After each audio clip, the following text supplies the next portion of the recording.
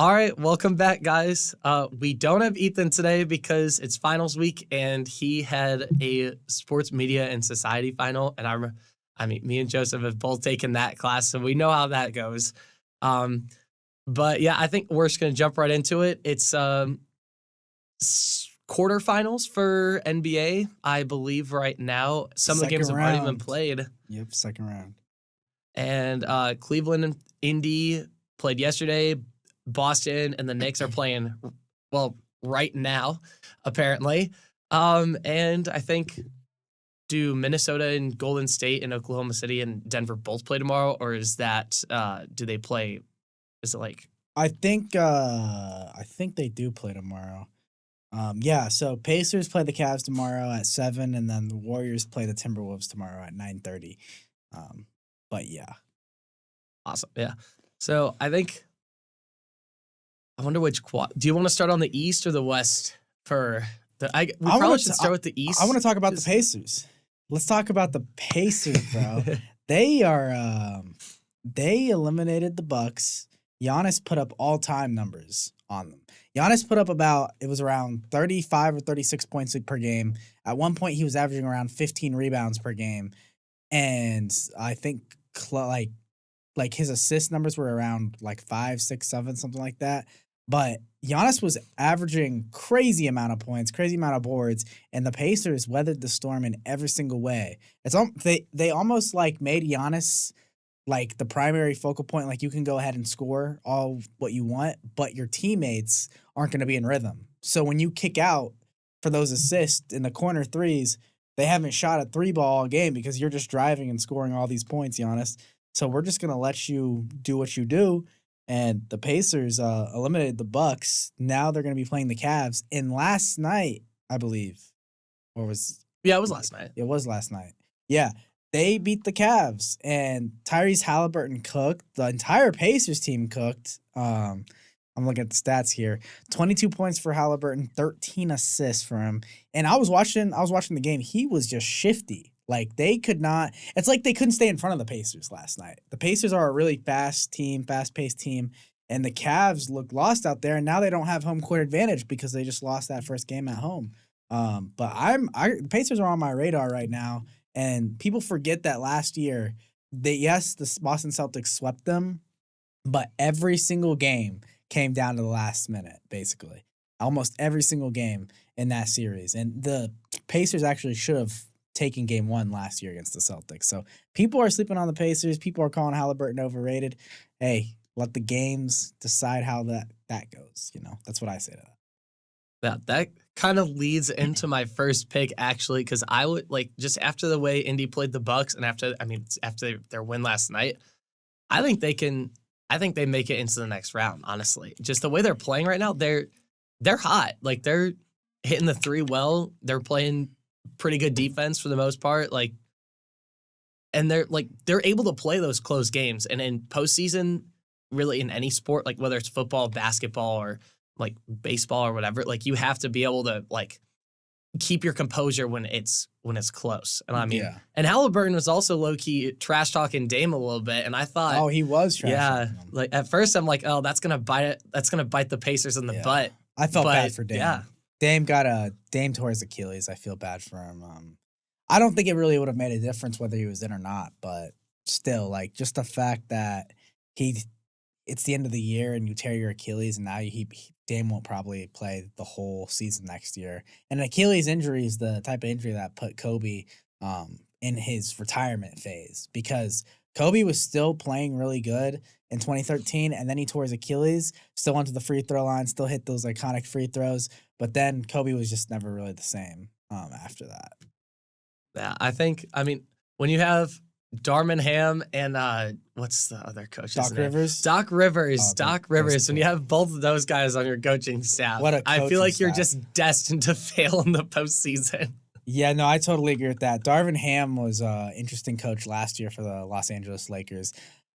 He was fascinated with starting Taurean Prince, and now Taurean Prince is a Milwaukee Buck. So again, just the fascination with Taurean Prince. And Darvin Ham is who he is, but then Doc Rivers, you add that to him.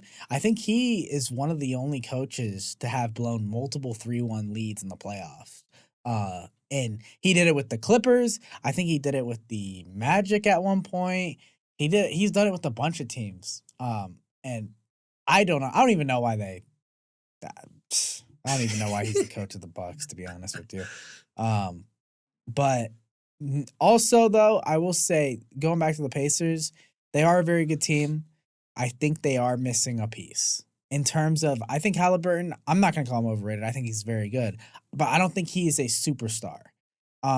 In the sense of that he's a great initiator, he's a great facilitator. But one thing about Halliburton is he's not the guy that when you need a bucket and you're like, go make a play, like Halliburton won't be that guy. Now, I will say, with that being said, he did have a game winner on Giannis where he blew right by him.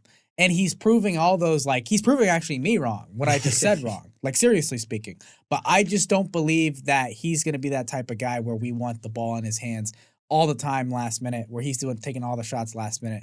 Just, I don't know, it's something about his jumper. Like, it's kind of, I don't know if you've ever seen Halliburton shoot, Ryan, but it is a very weird looking shot. Like, he doesn't have, like, a traditional shooting form.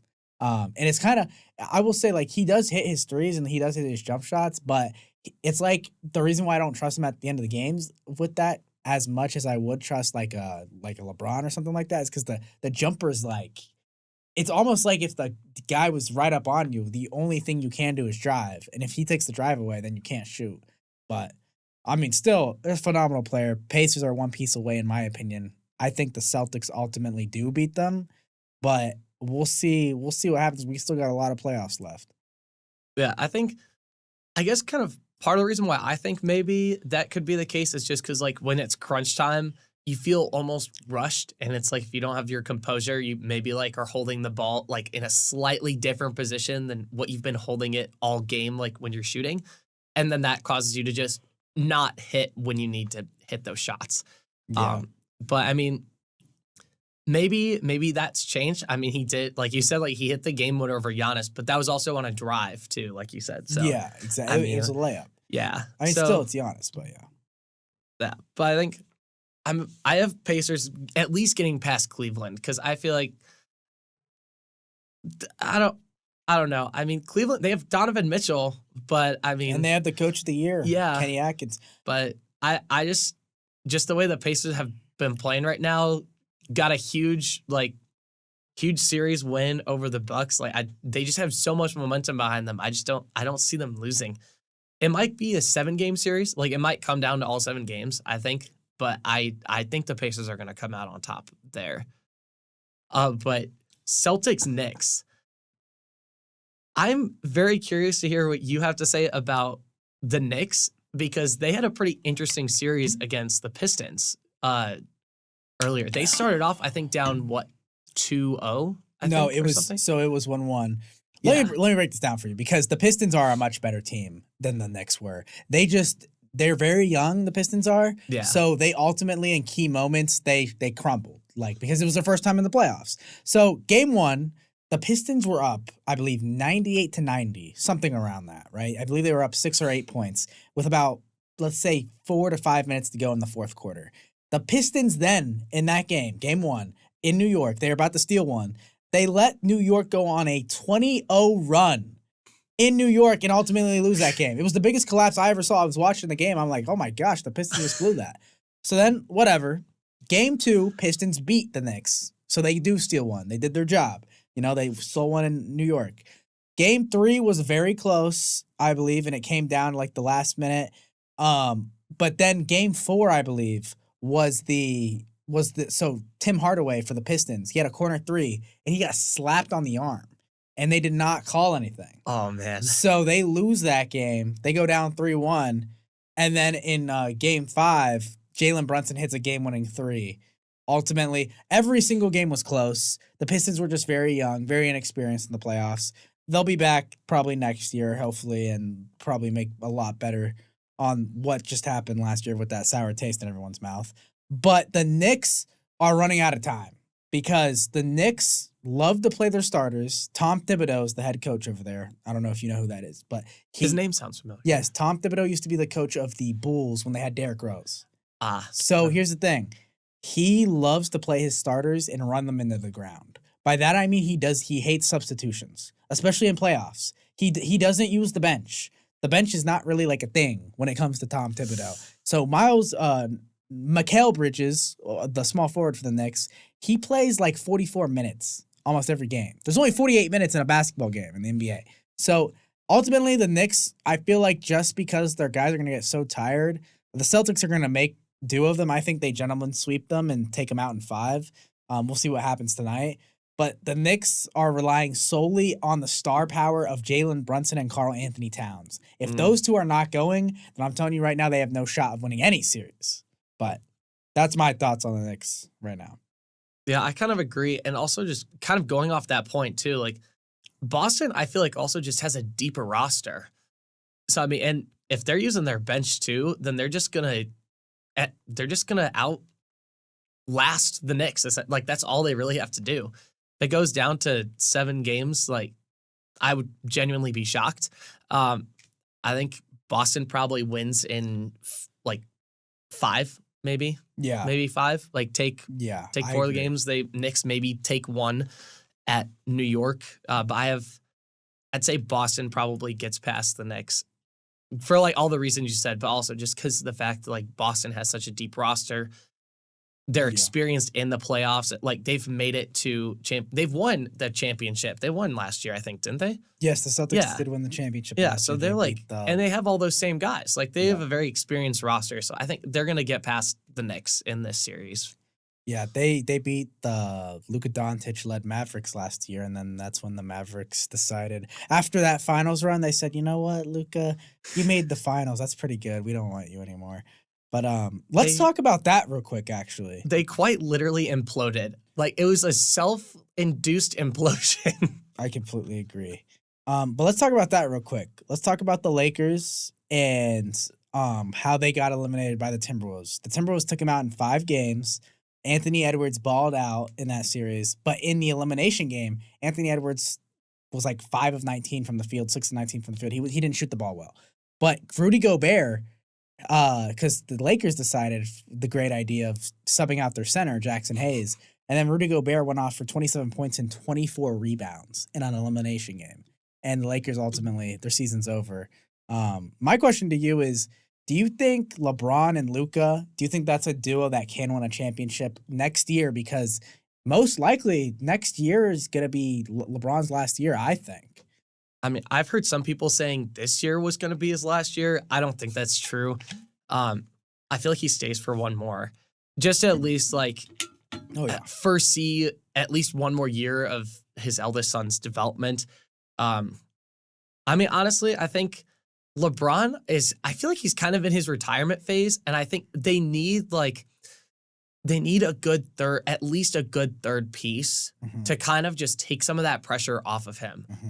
And maybe not have him in like the whole time. Yeah. Because I mean, he's 40. Yeah, he's old. Like he's old for like a professional athlete. I mean, he's good. Like don't get me wrong, like he's really good, but I mean, he's also old. But you can't rely on him like that. Like I mean, just like with anyone, like we all age, and if you age, like you're not going to be able to run as fast. You're not going to be able to take in as much oxygen as you used to. Like it's just you're just not the same like when you're past your prime. And I think they just need that third guy for them. And honestly, like I think for the T-Wolves, like they have a much younger team. I think Anthony Edwards, he's my age. He's 22. That's crazy. He's like 22 and he's just out here balling, and he took Minnesota to the quarterfinals, which he took him to the conference finals last year. Anthony Edwards, when he took out Jokic last year and made it to the conference finals last year. And then he took out Kevin Durant last year. And then he took out LeBron this year. I do think that the Timberwolves are very good. I think Anthony Edwards is very good. Now, people compare him to Jordan and, Kobe and all that. Like, their comparisons are there.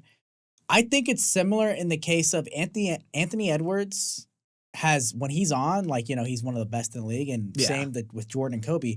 But people forget Jordan and Kobe had games where they were extremely inefficient. Like 5 from 19. Yeah, 5 of 19, like Anthony Edwards. However, I will say Anthony Edwards in the other games is so good that he wins you at least 2 games a series. So in this next game, next series, it's going to be Timberwolves and Warriors. Anthony Edwards is going to play good enough to win the Timberwolves at least 2 games. By that I mean he's going to drop 35 plus, probably 40 one game. And that needs the Timberwolves need to see that and be like, okay, he's gonna win us at least 2 games. We got to get the other 2, help him out. But at the end of the day, this is a team sport. This is why I hate like GOAT debates and stuff like that, because without Jordan's Bulls stepping up the way they did, they were a defensive unit back in the day, like with Rodman and Pippen, and Jordan's record without Pippen was 1-8, like in the playoffs.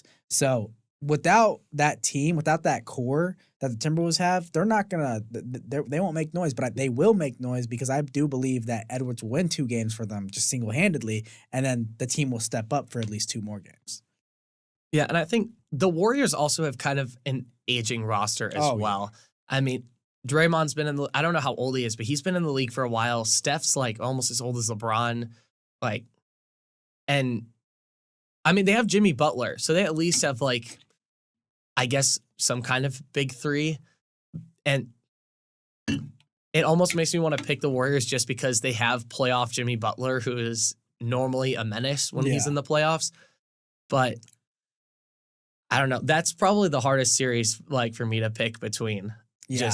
I think this is a bad matchup Warriors. for the Warriors. Yeah. Because ultimately the Warriors like to play small. Now here's where it could get a little dicey. If Rudy Gobert's on the floor and they start like having shooters all over the place, Rudy Gobert may be a deer in headlights. But based on what he did to the Lakers and based on his confidence level right now, if you get Rudy Gobert going, ultimately the Warriors will have to throw some type of big man out there. And Anthony Edwards and Mike Conley and Jaden McDaniels, those guys have been playing extremely well. If you put Jaden McDaniels on Curry, or you put Mike Conley on Curry, those are 2 really good defenders that can kind of mitigate, Curry's points being extremely crazy. Yeah. But I just think the Timberwolves overall have a better roster than the Warriors right now, just in terms of like talent on the floor and Naz Reid. And I just think that honestly, I think they have the better coach too. Chris Finch last year out coaching Mike Malone and the Nuggets, who were the champions the year before. I totally think that the Timberwolves are here and they're coming. They made the conference finals last year, and if it wasn't for Luka destroying them in that conference finals, I don't know. They could have gone to the championship. Exactly, and they matched up very well with Boston last year. So I don't know. The Timberwolves are coming out for blood. I think they ultimately beat the Warriors. And you said you agree. You think I want the Timberwolves to win. I think they will win. I like Anthony Edwards. Like I think he's just the way he plays. Like he's so aggressive. Like he's super confident also, which I think is just fun to see. I mean, even though he's like 5 from 19 sometimes, like he still shoots. Yeah, he still goes for it. And if once he starts going, then he's deadly. He's fast too. He's super physical. Yep. But I think honestly, the Warriors might be the toughest matchup out of the remaining teams for the Timberwolves, I think. Do you think possibly? You think the Warriors are better than the Thunder and the Nuggets? At least like in this matchup, I think so. I feel like Oklahoma City is frauds. I feel like Shea is a free throw merchant. Oh. I think that I feel like Shea's a free throw merchant. I don't think that's necessarily a recipe for success in the playoffs. Like he's gotten a lot of his points from free throws. I mean that there's no denying that. No, yeah. But very true. Yeah, I just think, and also the Nuggets are kind of in a weird situation just because, I mean, they fired their head coach not too long ago. And I mean, Russ was playing good against the Clippers, but will he be able to keep that up? We don't know. And if he's not able to keep that up, is that going to drive morale down for the Nuggets? Yeah. Ultimately, because I know we want to get into this Thunder and Nuggets thing. Ultimately, I think the Thunder are better than people think. I think Shea, if you look at his numbers without the free throws, it's around 24, 25, I think even 26 points per game. Like, he is still a very, very good player without the free throws. The guy also knows how to pick his spot in the mid-range game, which is an art that I love to see because the mid-range has been very lost the last couple of years in the NBA. Shea, he is going to be the MVP, and that's just what it is. It is what it is. Even though Jokic averaged a triple-double, but Jokic always averages triple-double. Yeah. Well, I think it was his first year this year, but like, yeah, he always gets close to it. But ultimately, Shea, I mean, listen, I want to see how he continues to play in these playoffs, but it's going to be very telling against the Nuggets because the Nuggets are a former champion. The Nuggets just put foots in the Clippers, like absolutely destroyed the Clippers in Game 7. Wasn't even a contest, which, by the way, James Harden is an actual choker in the playoffs. That's what people, I think Shea will be, but I don't think Shea is going to be that. I think Shea is going to be consistently around, in the playoffs at least, around 25, 26, 27, maybe even 30 points a game, especially in these playoffs, because, frankly, no one can guard him. Especially on the Nuggets.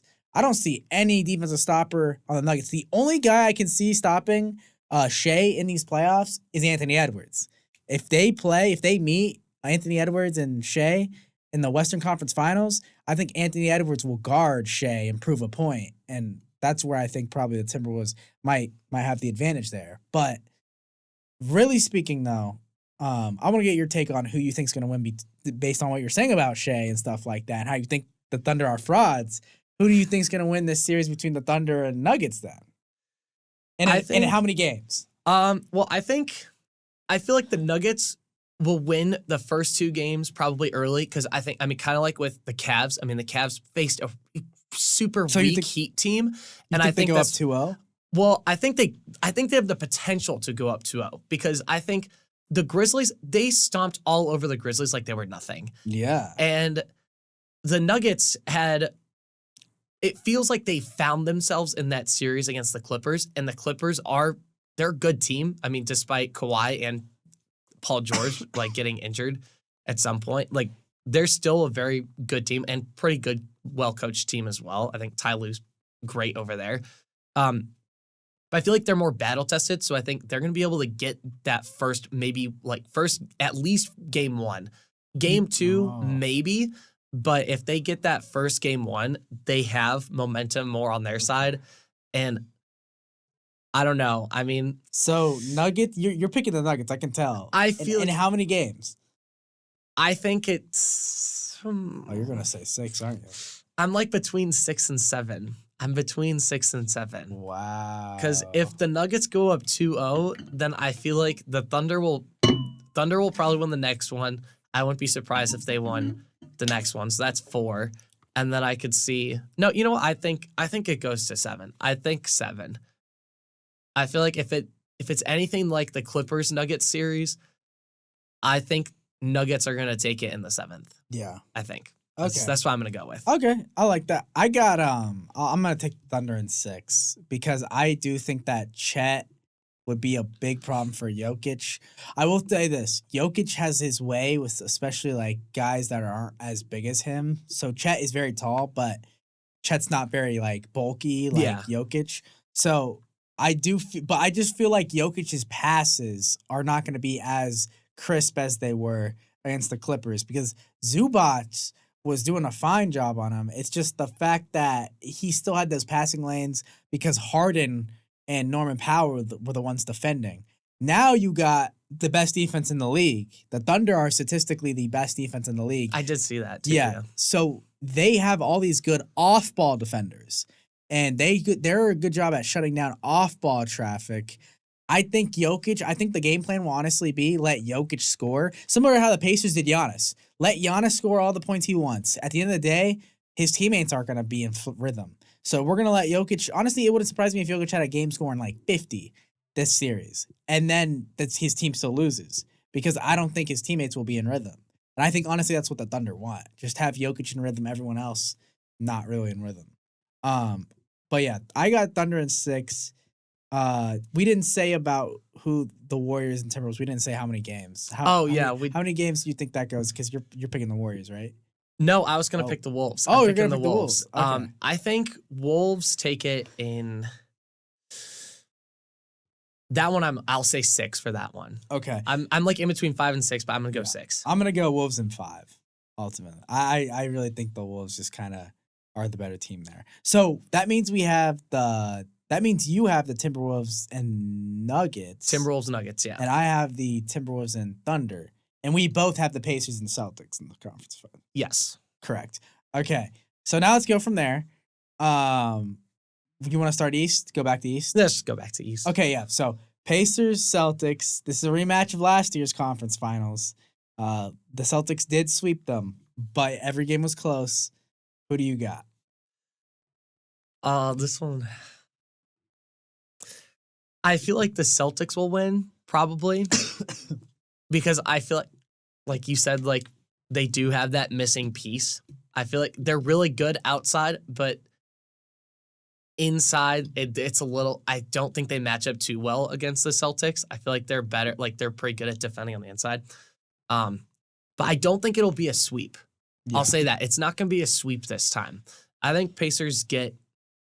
I wouldn't be surprised if the Pacers take them to 7 games. Honestly, 7. Wow. Just because like they're so good in those close games, I wouldn't be surprised if they like snuck in like a couple wins, maybe have one blowout in Indy, and then Celtics like take the rest. Yeah. I think Celtics take it in 6. I think a lot of these games will be closer, but I do think I think the Pacers will tie it up 2-2. So I think it'll be 2-0 Boston. They win those first 2, and then Pacers bring it back home and win those 2 games. Ultimately, at the end of the day, the Celtics are the defending champs, and the Celtics have the 2 missing pieces that the Pacers don't have, which is the 2 superstars, Jason Tatum and Jaylen Brown. Make no mistake about it, Jaylen Brown was the Finals MVP last year, and Jason Tatum is a world-class player in his own right. So they have 2 superstars. Kristaps Porzingis, by the way, he doesn't even really like play like a crazy amount because he gets hurt a decent amount. But when he does, that team's unbeatable. Like there's no team that can beat the Celtics when Kristaps Porzingis is on the floor. That was shown last year when they played the Mavericks, and when he was only in for like a game or 2, and it was just not even close. And they wasn't even close even without him. So ultimately, I think the Celtics take that in 6. I just think they're the better team.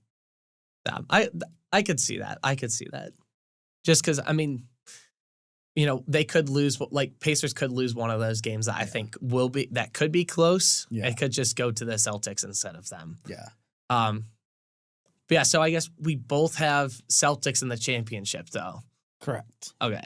And then for the West, so we both have Wolves, but I have the Nuggets instead. And I think this is where Wolves, I'm taking Wolves to the championship. Okay. Taking Wolves to the championship, which might be a bit bold because they are a 6th seed after all. Yeah. But I could see them going past the Nuggets. I think they match up pretty well against the Nuggets.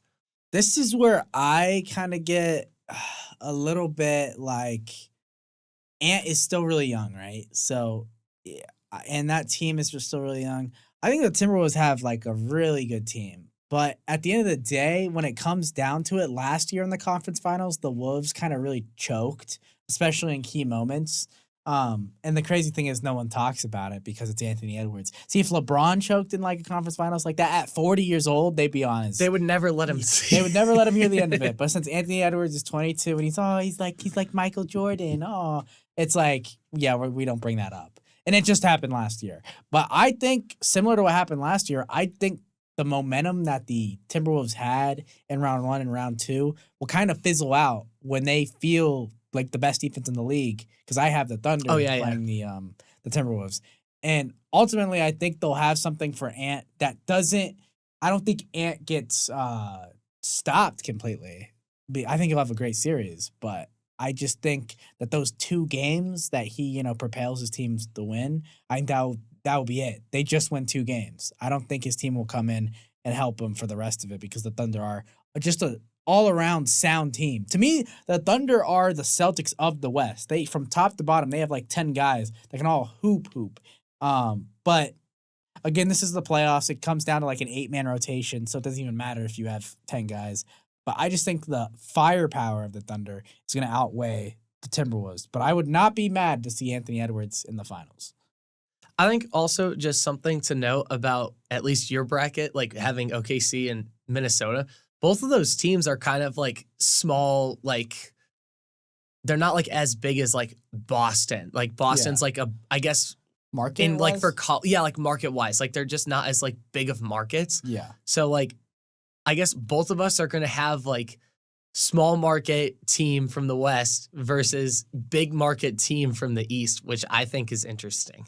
No, yeah, for sure. And I think I'd have the Thunder in 6. So, and then you've picked the I picked Wolves, in but I many? didn't say how many. I'm gonna go 6 as well. I think they take it in 6. Okay. Yeah, so then we got I have the Thunder and Celtics in the finals, and then you have the Timberwolves and Celtics in the finals. So I'll let you go first. Well,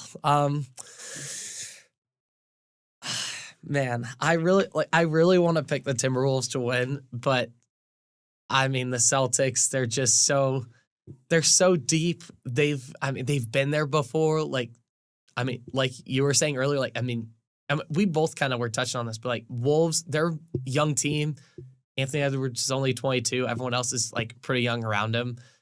And they'd be going up against Boston, was there last year. Yeah, they won it all, like top to bottom. They're amazing. Like I'm going to say Boston in 5. Wow. Against Minnesota. Wow. Dang, you were riding with Minnesota. I know. You know, this is one of those series with the Thunder and Celtics that I have that I really think that it's like a even matchup. However, I think that the Thunder are out to prove a point. I think that the Celtics are good. It's just we haven't seen a back-to-back champion in a long time. And usually back-to-back champions are special teams. I'm not saying I don't think the Celtics are a special team because I do think from top to bottom they are the best team in the league. But when it comes to these playoffs and when it comes to special moments like this possibly going back-to-back, I don't see a world where the Celtics do it because I just don't think they're that great of a team where they can go back-to-back. I do think a team like the Thunder who are riding hot and it's really their first year being the 1 seed and having like the keys to the West. And I think they're going to use that momentum because the Thunder don't know any better. They don't know about the pressure of trying to go back to back. They're a young team. They don't know any better. So ultimately I got the Thunder in 7. I think that is going to be an all-time series. And I think Jason Tatum, Jaylen Brown, Shai Gilgeous-Alexander, Chet, Holmgren, Jalen Williams. I think it's going to be just star-studded fireworks to end the NBA year. And the sad thing about it, though, is I don't feel like it's going to get as much ratings, whether it's the Timberwolves or Thunder. Yeah, honestly, the Timberwolves might get more ratings because of the Anthony Edwards. But you know what I mean? I feel like we're such in a place in the NBA where it comes to like finals ratings and stuff like that. It's just like some people don't even like really pay attention to it. Like a couple years ago, I remember when the Nuggets played the Heat, and for that I can understand. No one wanted to see that. But it's like I really hope those fireworks lead to people saying, "Wow, this is like really good basketball." But yeah, I got Thunder in 7, and the Thunder winning the championship. I think if it goes your way, I think people will then, instead of like questioning whether or not the NBA is falling off, if ratings go well and if the series go well, then it's going to be flipped. And I think people are going to be saying, is the NBA back to like where it should be? And that like it's like more competitive. And like I guess like in the postseason and all, like because the regular season was nuts. I mean, there was like 7 teams in the West that were tied for like 4th or something like that. Yeah. Like that's insane. But and then it just kind of all like the West is just looking at the bracket, it's just wow. Like you've got the Warriors at the 7 seed, Rockets at 2, which is odd to me. because I mean, when I've seen them play, I'm like, I don't think they're the number 2 team in the West. And the Nuggets at 4, if they're being defending champions and losing their coach, or not defending champions, but like, previous champions and losing their coach that led them there. And they've got the injury-prone Clippers at 5. Like, I don't know. The West was just so whack to me. Yeah. The West was all over the place this year, especially in record. Everyone's record was about like the same or one game off. So at the end of the year, the seedings just got really messed around. But yeah, I hope it gets to that where they're like the NBA's back. It sure put. I feel like since LeBron has carried the NBA for so long, and you see LeBron not really in the finals as much. He went to 10. He went to 10 finals. He went to 8 straight finals from I think like 2011 to 2018 or something like that, or 2010 to 2018. And now you don't see him as much, and it's like, oh, okay, well, now it's like the face of the league isn't really in there. Yeah. And so it feels like some people are like, well, I don't want to watch Shea. Who the heck is Shea? Why is he flopping? Oh, all he does is shoot free throws. Oh, stuff like that. And I feel like if people just watch the games and make their own interpretation, make their own opinion, it could really be eye-opening, But yeah, I think right now it's just in an easy state to just rip on it. Yeah. I guess, I mean, kind of like, college football, like any sport is like kind of the same. I mean, like you look at college football, like 2 years ago, now it's 2 years ago, where Florida State was undefeated ACC champions, like 13-0, and they get booted out of the playoffs because essentially the committee was like, oh, we don't want to watch Florida State. We want to watch Bama. So like they were just they just booted them out. And then, it did lead to a great playoff game between Michigan and Alabama. But side tangent. Do you believe Florida State should have made it? I feel like it's tricky because like based on like all of the criteria, like a majority of the criteria, they would have made it. But if Jordan Travis didn't get the injury that he did, then they would have been in. Like if Jordan Travis was not injured, they would have been like sure thing. And it would not have been a debate. The only reason it was a debate was because Alabama didn't win Alabama won their conference championship. But or am I thinking of it backwards? I think did Georgia won? I thought Bama won. No, I think Bama won because it was Bama versus Bama Georgia. Won their conference championship, and then they ruined everything. Yeah, because they won the SEC, and the SEC was hailed at that time as the best conference in all of football, and probably that year, rightfully so. But then Florida State, ultimately, what did them in Florida State is they played in the ACC championship game against Louisville, and Louisville played garbage, like god awful. Neither of them played well. And then Florida State's quarterback, third string, Tate Rodemaker, I believe is his name. He threw for 50 yards, and they were running Wildcat. So it was like the playoff committee was like, okay, we obviously can't put in Florida State if they just look like a peewee team against Louisville, and then now we're gonna have them play against Michigan, and they're gonna put foots in them. Ultimately, that stuff. They just need to have a definitive criteria. We've talked about this before. Yeah. But they just need to have, it needs to be like the NFL playoffs where this is the record, and if this is the 1 seed, this is the 2 seed, this is the 3 seed, you don't make it because you don't have a tiebreaker. They should have, an actual thing, a numerical reason why you can't make it, not some random committee. But that's a thing for another day. I could honestly keep going into that. I remember, seeing some people being like, oh, well, Alabama's the bigger market. Florida State's also a huge market in college football. How is that even an argument? That's not. That's random. Florida State is in the top 15 for college football. At least top 20 minimum. They're one of the biggest college football well, maybe not anymore because they haven't really been doing too good since 2 years ago. But they were one of the biggest college football I feel markets. I also feel bad for Jordan Travis. Yeah, he retired, actually. I don't know. That's why I feel bad for him, bro. He was on the Jets and he retired. I feel so bad for him. He didn't make that recovery that he wanted to make. I feel bad. Yeah, he didn't. because the injury was that bad. Like he Yeah. couldn't. Just the results from rehab or from doing the rehab, it just wasn't Yeah. what he needed to continue to compete. And I mean, with all the influx of quarterbacks that were coming in, it was unlikely that he was going to get a starting job. And I mean, that's fair by him. Like honestly, he could maybe do like commentating or something. Yeah, Maybe. no, I don't know. Someone reached out to him. Or even like quarterback coach at Florida State. I mean, Gruden. seems like they need a quarterback coach down there. I mean, after infamous DJU. Oh my word. Yeah, he's trash. Oh my God. Like talk about a fall off, right? Like he was like number 1 pick in his class, I think in like 2018. Over CJ something. Stroud. Yeah.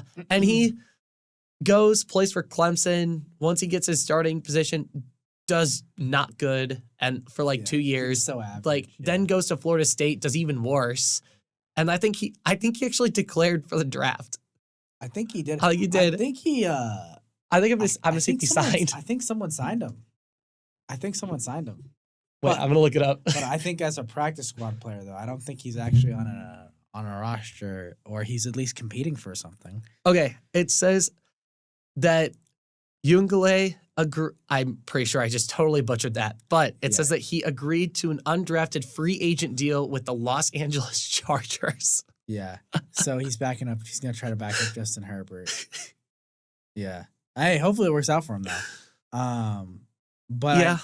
I know you want to get into this Sharon Moore stuff, so I'll let you go ahead and get into that. Oh yeah, speaking of college football, Michigan has decided to, I guess, bring up the advanced scouting stuff from 2 years ago.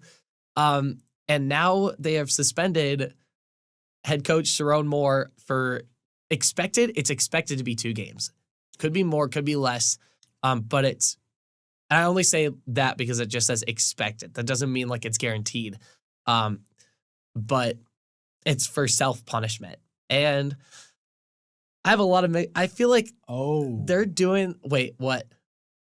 So it says here, just to add some more context, I looked up why are they suspending him.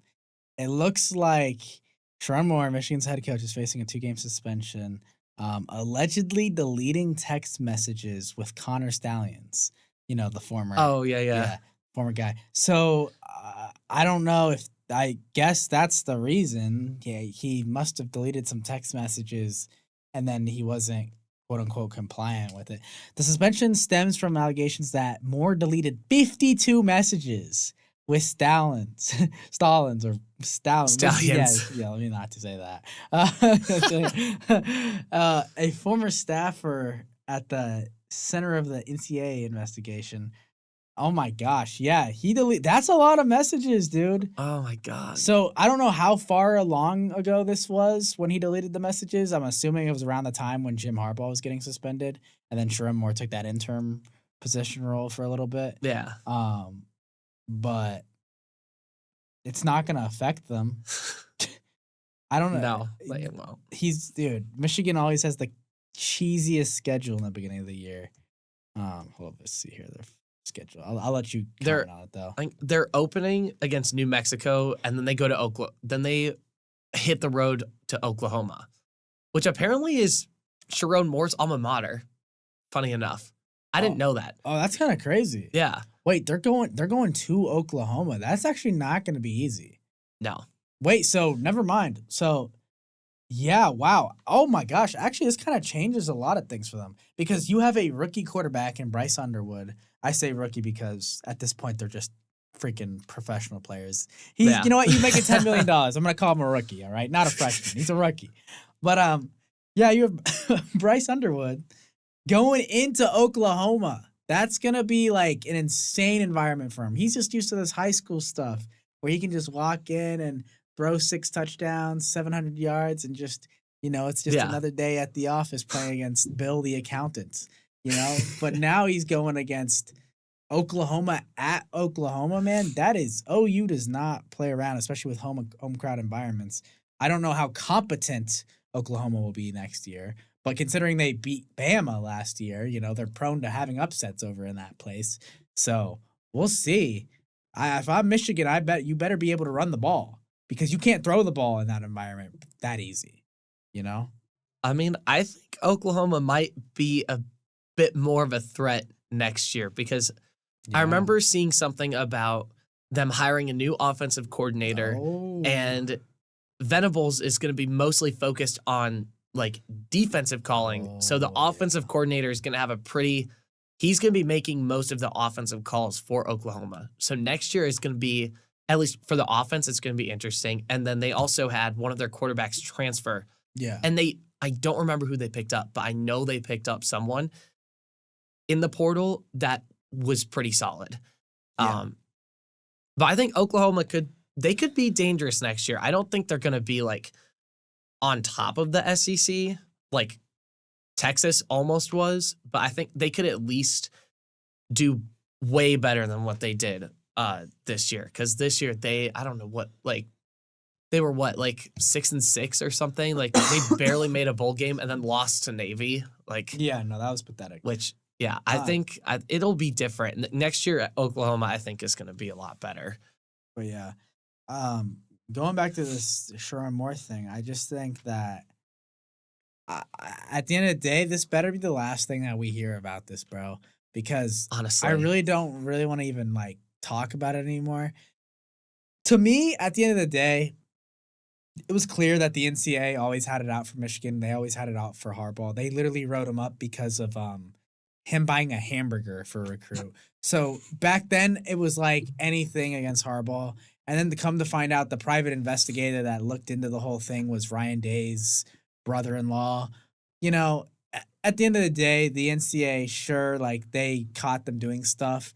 But come to find out that every single other team is doing that. It's just not, on that scale where it's getting caught nationally. And Michigan found a psychopath and Connor Stallions he was just smart enough to do it because he went to I believe Navy. yeah. Yeah. So I mean his whole job was to decipher that stuff. The only difference between Michigan and the other teams that were advanced scouting is that Connor Stallions was legit die for the blue. Like he was gonna die for the blue. Legit. He didn't care about himself. Like he was putting the blue first and he was deciphering every code like a psychopath. Like he was a psychopath for his alma mater. Or not his alma mater, but did he go to Michigan?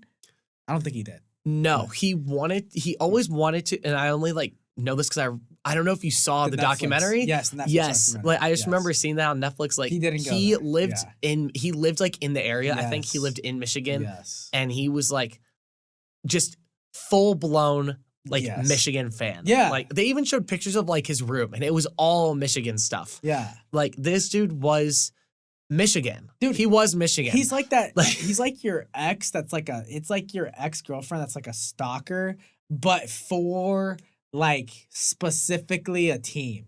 It's like when you have that like bad ex-girlfriend, but instead about you, it's about like the Colts or it's about like Michigan. And he bled blue. So they just found someone that was smart enough, that had the intelligence, that had a military background Yeah. to do this thing. It's smarter than anyone else. So to me, it was always like the NCAA always was going to try to get them.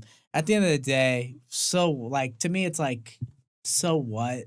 Like I really think that Michigan team, they were running the ball. Like their defensive line was better. It wasn't like they had all these plays where it's like, I outsmarted you there. No, like they were just the bigger physical team. They reminded me of like a prime Georgia, a prime Bama back in the day.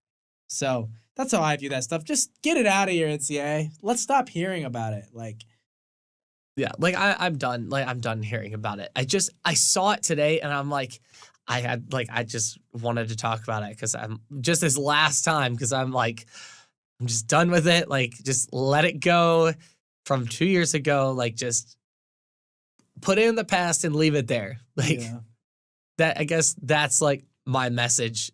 But I guess the one last thing that I'll say about it is I guess they handpicked games that they were going to like have Sherrod Moore suspended. Apparently, like I'm looking at this ESPN article and it says apparently he's going to be suspended for week 3 and week 4 games against Central Michigan and Nebraska. He's going to be suspended. But like, Yeah, like he's not going to be suspended for the Oh, Oklahoma game, but he's Wait going a minute. yeah, like Oh, dude. they like handpicked the games. I'm like, those are probably two of the easier. Well, Nebraska maybe not so much, but Central Oh, yeah, they're Michigan gonna is win definitely going to both. be an easy game for them. But Nebraska, I don't know. I'm calling it now. They're losing against Nebraska. I'm calling it now. Honestly, I hope they do I hope because they do too. I like Matt Rule on it. Like he's one of like my favorite college football coaches. I mean, there's only one college football coach right now that is my favorite.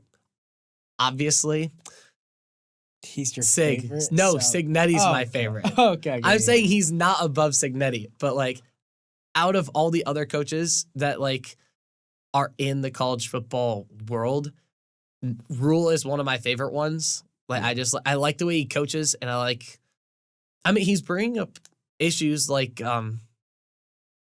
poaching players during spring games. Like he was like one of the first people to say like we're not doing spring game because like he was afraid of other schools coming in and like poaching his bench essentially. Yeah. And I mean I think they ended up doing spring game anyway because I mean Nebraska football is like the biggest thing in Nebraska, so Yeah. I don't think there was any way that they were actually going to cancel it, but I just remember like that being a thing. But like it's true though. Like that's like an actual problem. Yeah. And I mean, I feel like ever since the Nico Amaliava, like him Yeah, leaving, Lava. like it feels like the college football coaches are now kind of like united in not poaching, kind of, maybe a little Maybe. bit. Maybe just at least like for spring game, Yeah. you know? But like I don't know. Yeah, I don't know either. All I know is that I can't wait for college football to start, Ryan. It's I know. so sad, like not having college football here.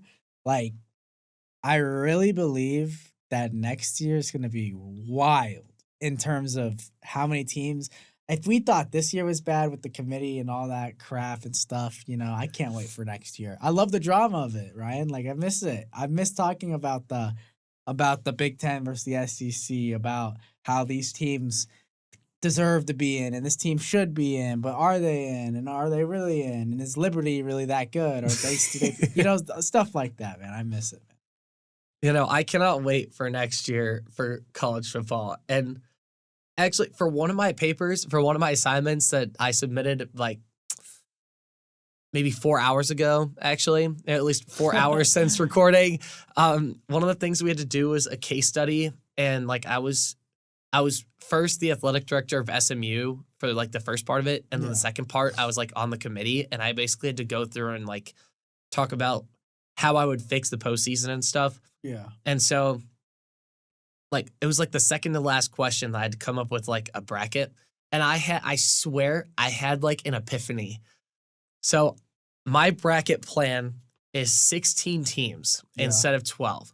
Okay. But instead of doing like the thing where like all of the New Year's Six Games polls are used, I have it almost set up like March Madness, where you know how like in March Madness where like there's like mini segments, but they're all played at the same location. Yeah. So I would separate it into 4 like quadrants. Like the 1 seed being like the top seed in quadrant A, 2 seed being the top seed in quadrant B, 3 seed being the top seed in quadrant C, and the 4th seed being the top seed in quadrant D. But all of the games would be played at the home field of those top seeds. Yeah. So like there would be neutral site games, but it would be played in a college football stadium. Which I think would be interesting just because, and also it would allow for probably easier transitions for broadcast teams just because like they don't have to have as many teams. Yeah.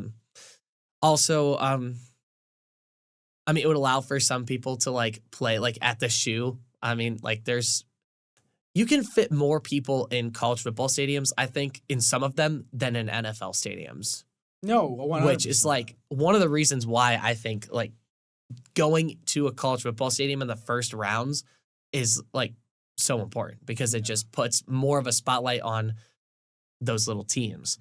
And then like the semifinal games and the final game would be rotated with the New Year's Six games. So like one year like the championship will be in the Rose Bowl. Next year it'll be Alamo Bowl. Then it'll be Orange Bowl. Yeah. And it'll also reduce travel time or travel distance for the teams because like they'll have the two teams that win their first games.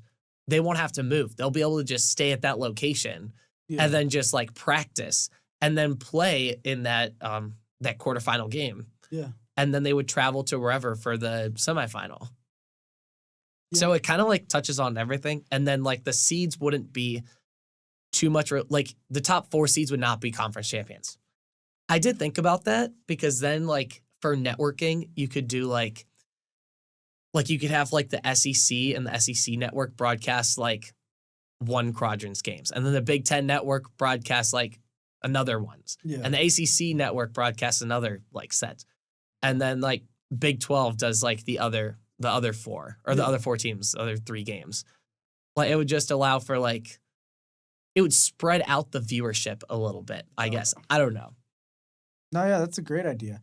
I mean, ultimately, what's going to happen is we're just going to keep expanding here. And then eventually, I think they're going to realize we don't need the NCAA.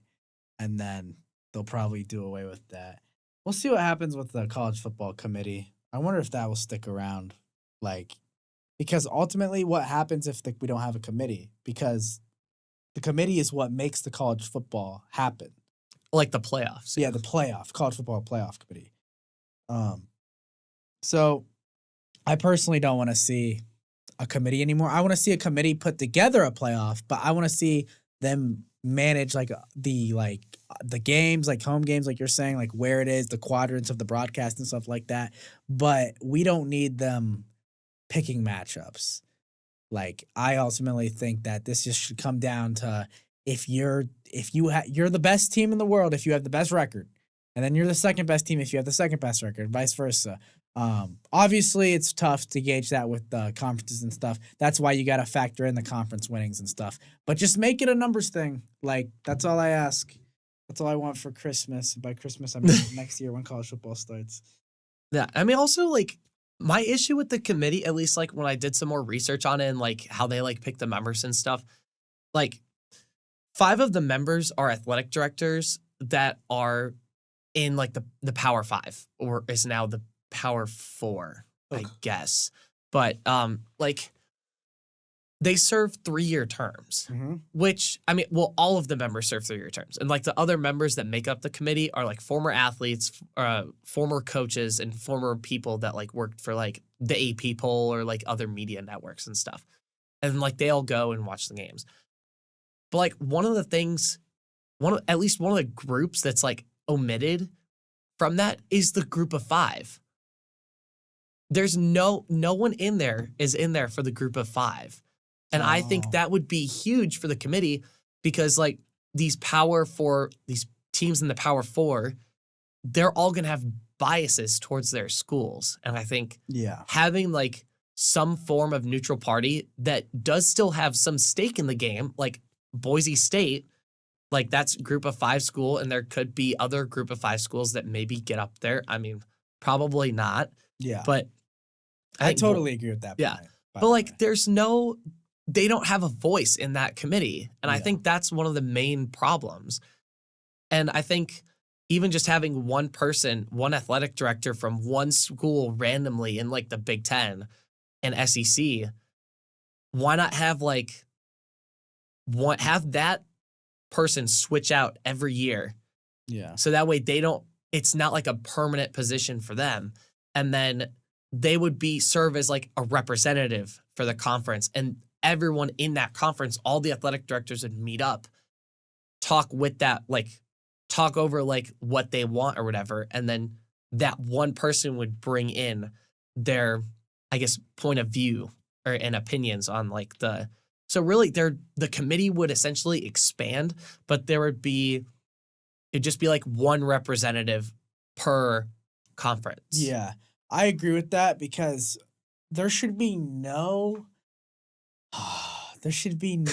way that a freaking team representative gets to decide between who gets in, their team or another team. Yeah. Like there should be no way, for example, if Florida State had a representative on the playoff committee and Florida State was up for getting in the playoffs next year, there's no way, no how. Florida State, it should be like, okay, I'm going to pick between Florida State and SMU. And the representative is a Florida State alumni or a Florida State head chairman, a president, whatever he is. There should be no way that's even possible. Because the moment you have that, that's just like, of course he's going to pick Florida State, you know?